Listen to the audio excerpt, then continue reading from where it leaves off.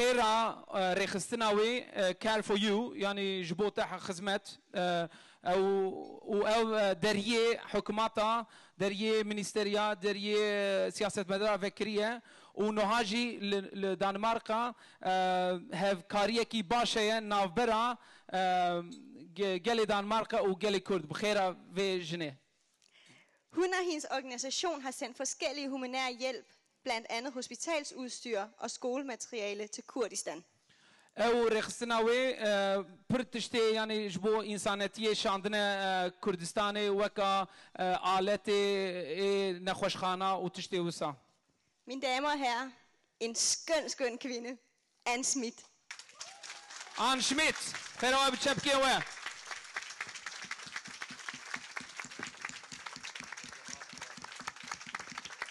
رابن خير اخويا رابن شبكي وين رابن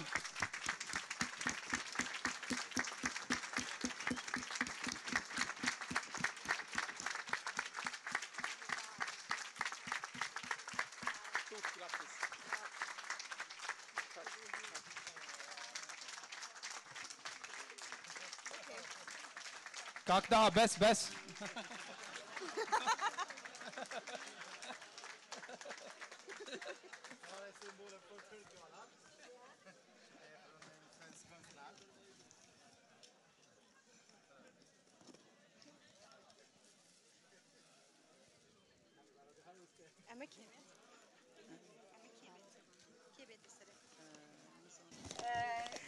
Jeg behøver ikke at sige, tror jeg, at det her er en meget stor ære.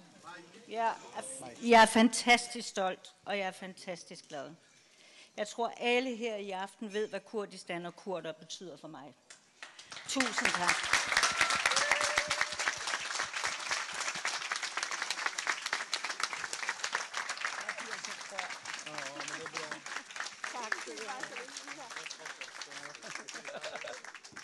Så vil jeg gerne byde, det er flot at sige, men min helt, Willy Søvndal, til at komme herop.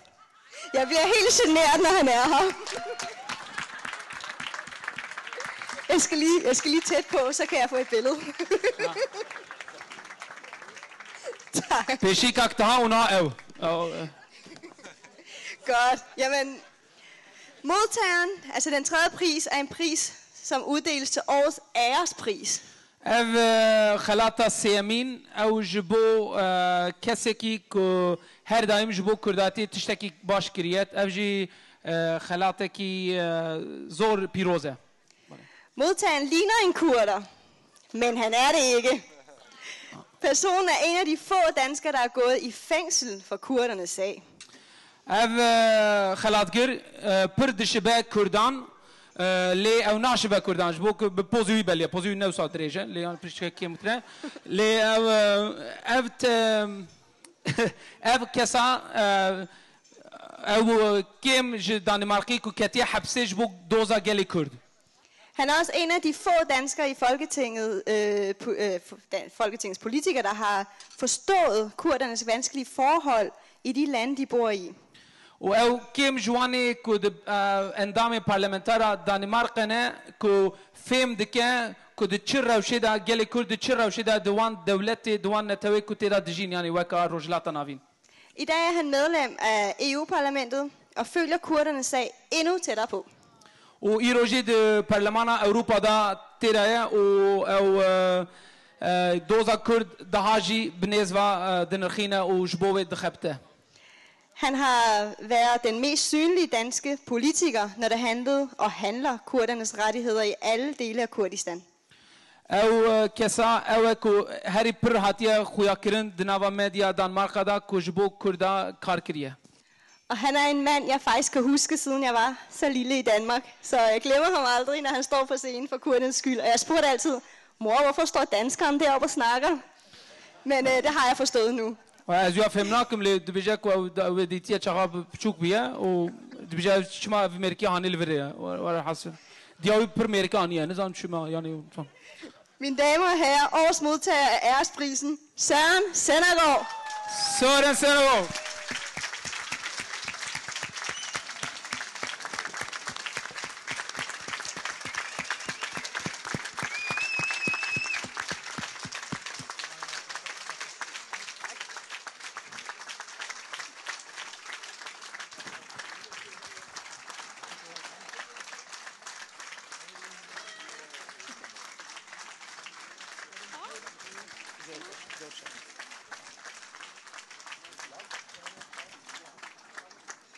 Kan I holde den her? Jeg vil gerne holde den. Den er også flot. Tusind tak skal I have. Ja, jeg har jo givet en helt ny betydning til ordet tyrkisk brugtvognsforhandler. Men det er sådan noget andet. Jeg er lige kommet hjem fra Diyarbakir. Og jeg har en hilsen til jer fra overborgmesteren i Diyarbakir.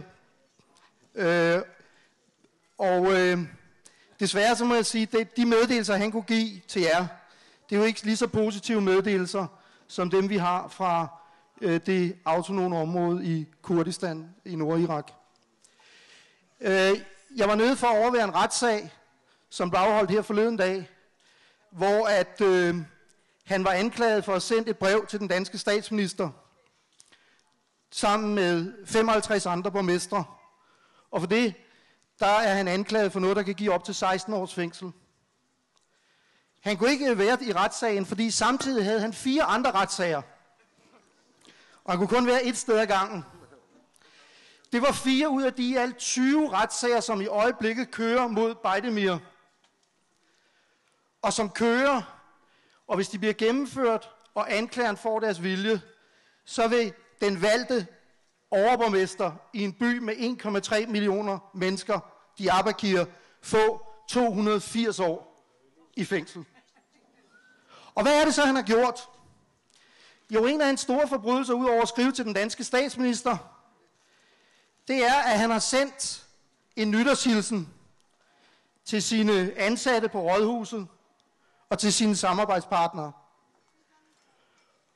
Og hvad stod der så i denne frygtelige nytårshilsen?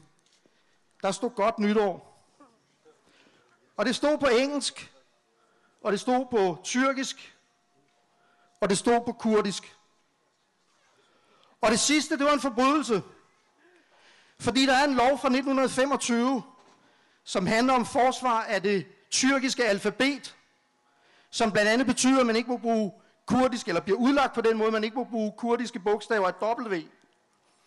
Så spurgte Baydemir, jamen, hvad så med Happy New Year? Der er jo også W i. Det kunne anklageren så ikke svare på. Så sagde han, den der lov fra 1925, kan du ikke fortælle mig, hvor er det egentlig, at jeg kan finde den? Så sagde anklageren, den er på internettet. Kan du give mig adressen? Sagde Baydemir så. Ja, sagde anklageren, www. Så sagde Baydemir, du er 3 gange så kriminel, som jeg er. Hvor absurd det er i denne her bog. Det er en kalender, som er udgivet af advokatsammenslutningen i Diyarbakir. Der står årets datoer, og så står der månedens navn og dagen på 2 sprog. På kurdisk og på tyrkisk.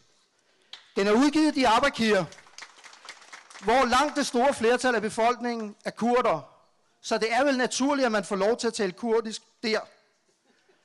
Resultatet det er, at advokatsammenslutningens formand for at udgive den her kalender for 2008 nu er sat på anklagebænken for at have angrebet det tyrkiske alfabet. Der er mange opgaver endnu. Der er mange kampe, der skal kæmpes. Der er sket nogle vigtige fremskridt. Situationen i Nordirak er positiv, og jeg kan fortælle fra Diyarbakir, at folk ser hen til situationen i Nordirak som et sted, hvor man blandt andet kan tale sit eget sprog. Men som sagt, kampen er ikke overstået. Den fortsætter, og jeg vil i hvert fald tage den pris, I har været så venlige at give mig, som en opfordring til at fortsætte den kamp. Tak for det.